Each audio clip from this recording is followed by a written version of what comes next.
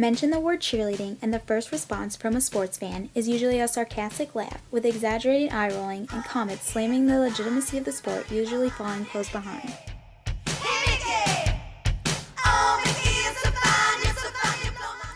Although cheerleading holds many opinions in the lives of people throughout society, it has built itself an ever so prominent reputation through its athletes who have an overwhelming passion for what they do.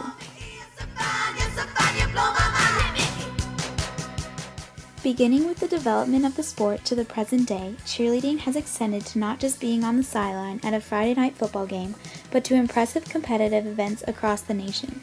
It has also branched out into different styles, including middle school, high school, all-star, and NFL cheer, that all are different in their performances and preparations. Young athletes in middle school are encouraged to participate in youth cheer programs if they plan on trying out for their high school cheer team in the future. By participating, upcoming young cheerleaders receive tips and pointers from cheer mentors to better further their chance of making the squad.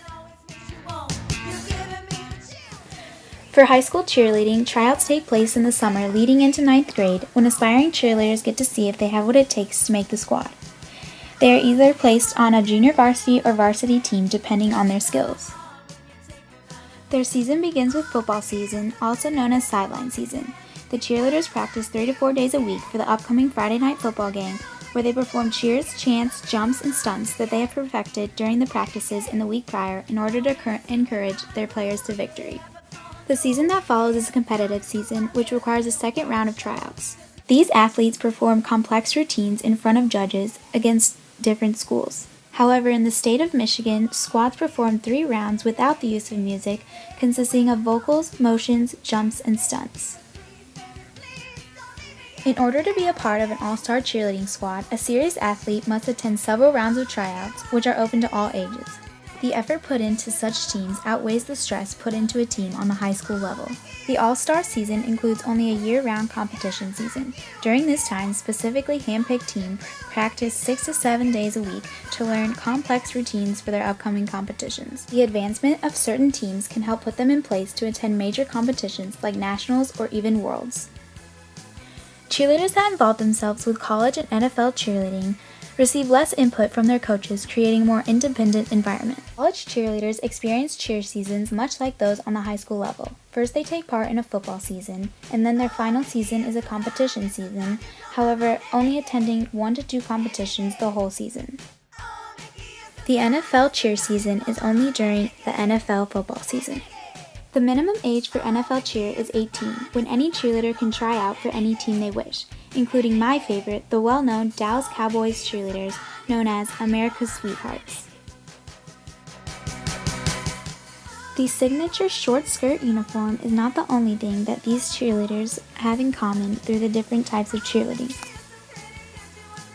The severe risk to the safety of each athlete that comes along with the sport demands an astounding amount of bravery to fulfill the vigorous activities of the sport. This graph from the American Association of Cheerleading Coaches and Administrators shows that the total amount of catastrophic injuries from cheerleading is the second highest among college and high school sports.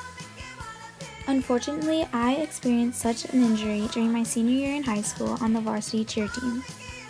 While practicing an elite stunt at my final cheer competition, I was dropped from about 10 feet in the air without being caught by my spotters.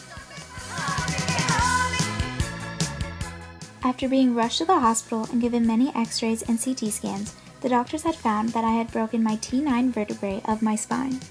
Because of the severity of my injury, I couldn't move for a couple weeks. I also had to wear a full brace on my back for a month, without physical activity for at least 6 months. Safety is key in keeping cheerleading as the fun and rewarding sport that it is.